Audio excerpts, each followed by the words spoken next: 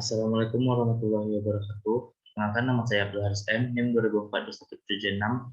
Saya berasal dari Prodi Ilmu Administrasi Negara. Baiklah, saya akan mempresentasikan tentang mata kuliah perilaku organisasi, yaitu pertemuan 13. Yang materinya yaitu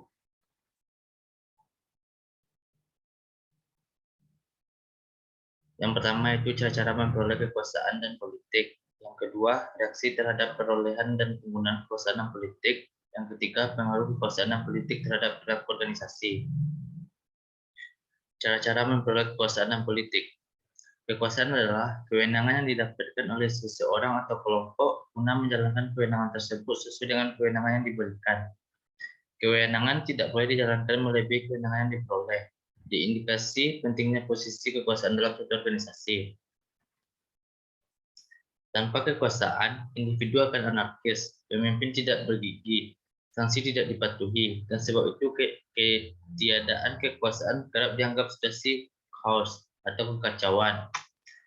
Ketiadaan kekuasaan dalam organisasi membuat organisasi kehilangan konsep pengendalian yang berujung pada ketidaktercapaian tujuan organisasi, bahkan chaos dalam organisasi. Taksonomi Fresh and Raven juga diadopsi oleh Stephen P. Robin. Bagi Robin, sumber kekuasaan dikategorikan ke dalam dua lokus, yaitu kekuasaan formal dan kekuasaan personal. Kekuasaan formal didasarkan pada posisi individu dalam sebuah organisasi. Itu bisa datang dari kemampuan untuk memaksa atau memberi imbalan, atau dari otoritas formal, yaitu kekuatan coercive, refer power, coercive power, dan kekuatan yang sah. Personal power. Banyak perancang chip yang paling kompeten dan produktif di Intel memiliki kekuatan, tapi mereka bukan manajer dan tidak memiliki kekuatan formal. Yang mereka miliki adalah kekuatan pribadi yang berasal dari karakteristik unik seseorang. Ada dua basis kekuatan pribadi, keahlian dan rasa hormat dan kekaguman orang lain, yaitu tenaga pakar. Yang kedua, kekuatan referensi dan referensi power. Politik adalah penggunaan power agar sesuatu tercapai. Ketidakmenentuan dan konflik adalah alamiah dan tidak terelakkan. Politik adalah mekanisme guna mencapai persetujuan. Politik melibatkan diskusi-diskusi informal yang memungkinkan orang mencapai kesepakatan dan membuat keputusan yang mungkin bisa menyelesaikan masalah ataupun tidak. Wagner 2 and Hollebeck dan mengidentifikasi sejumlah faktor yang mendorong kegiatan politik dalam organisasi, yaitu yang pertama itu personalitas pribadi. Karakteristik kepribadian tertentu memungkinkan orang menunjukkan perilaku politik. Yang kedua, ketidakmenentuan. Ketidakmenentuan menjadi alasan munculnya nuansa politik di dalam organisasi. Yang ketiga yaitu ukuran organisasi. Politik King lebih sering muncul pada organisasi skala besar ketimbang skala kecil. Yang keempat, level hierarki. Politik juga kerap ditemukan dalam manajer tingkat atas, karena kekuasaan yang dibutuhkan untuk terlibat dalam politik biasanya terkonsentrasi di antara para manajer tingkat atas tersebut.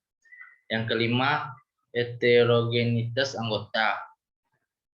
Anggota dalam organisasi yang heterogen biasanya saling berbagi kepentingan dan nilai yang sedikit dan lebih lanjut mencari sesuatu yang berbeda. Yang keenam, pentingnya keputusan. Keputusan yang sifatnya penting lebih memancing aktivitas politik organisasi ketimbang keputusan yang biasa-biasa saja. Reaksi terhadap perolehan dan penggunaan kekuasaan politik. Pada hakikatnya, penggunaan kekuasaan dalam politik bertujuan untuk mengatur kepentingan masyarakat seluruhnya, bukan untuk kepentingan pribadi ataupun kelompok. Penyalahgunaan kekuasaan pada dunia politik yang kerap dilakukan oleh perilaku politik menimbulkan pandangan bahwa tujuan utama berpartisipasi politik hanyalah untuk mendapatkan kekuasaan. Pada hakikatnya, penggunaan kekuasaan dalam politik bertujuan untuk mengatur kepentingan masyarakat seluruhnya, bukan untuk kepentingan pribadi atau kelompok. Penyalahgunaan kekuasaan pada dunia politik yang kerap dilakukan oleh pelaku politik menimbulkan pandangan bahwa tujuan utama partisipasi politik hanya untuk mendapatkan kekuasaan. Orang-orang pada pucuk pimpinan suatu organisasi seperti manajer, direktur, kepala, dan sebagainya memiliki kekuasaan atau power dalam konteks memengaruhi perilaku orang-orang yang secara struktural organisasi berada di bawahnya. Sebagian pimpinan menggunakan kekuasaan dengan efektif, sehingga mampu menumbuhkan motivasi karyawan untuk bekerja dan melaksanakan tugas dengan lebih baik. Studi yang mempunyai hubungan dekat dengan kekuasaan dalam organisasi adalah politik. Politik, seperti halnya kekuasaan, adalah sesuatu yang nampak dan dialami dalam kehidupan dalam setiap organisasi.